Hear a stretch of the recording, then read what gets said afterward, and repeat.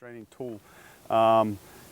When someone has their full faculties and is being not just uncooperative or active resistant, but assaultive, I wouldn't recommend attempting a control technique with a baton until you've created that window of opportunity. And sometimes that window of opportunity, or more often than not, that's going to mean striking the person, causing some, whether it's a distraction or some actual injury.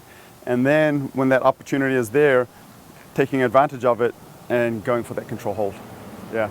So for example, if someone was out here and they were really ballistic, I would more than likely try and hit first, try and hit the hand, try and hit the arm first.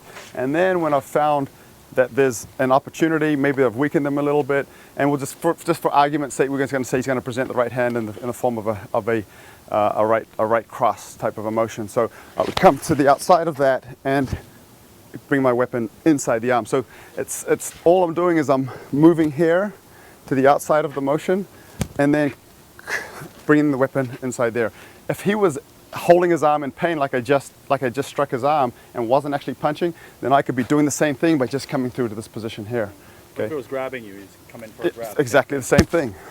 I'm just bringing the arm weapon right here to this position. Okay, so how you get into the technique come in various shapes or forms, but the technique is essentially coming to the outside of his arm, and I can be up here or I could be down here, closer to the wrist. Either way, it's going to work because you're going to put a lot of pressure with that baton once you get there. And from there, I come under to this position right there. Can you can you struggle, Josh? Okay. I mean, wait, you tap pretty quick. Not a lot of struggle. And especially when I'm on the forearm, because and for comfort, you rotated your arm there, which is the natural thing to do. If I'm able to get it here, there's nerves that run through the top, the radial nerves run through that ridge of the forearm there. And so if you're able to catch it there, it's going to be even harder to struggle, but even as it turns to whatever position, it's still going to hurt. So he can't just pull out. I feel like it looks like he can just pull his hand away. So this is what I'm doing. If I kept this line straight, then he might be able to pull straight out. Okay? So what I do is I drop his elbow like that. And now he can only pull down, but I want him to go down. Once we get to a certain point, then I need to get him to a position where I can actually control him and put cuffs on him, right? So from here, I'll pivot. I step in with my left foot and pivot my right foot around and bring him around to the ground. Using my knee to control that shoulder and bring it to the ground, okay?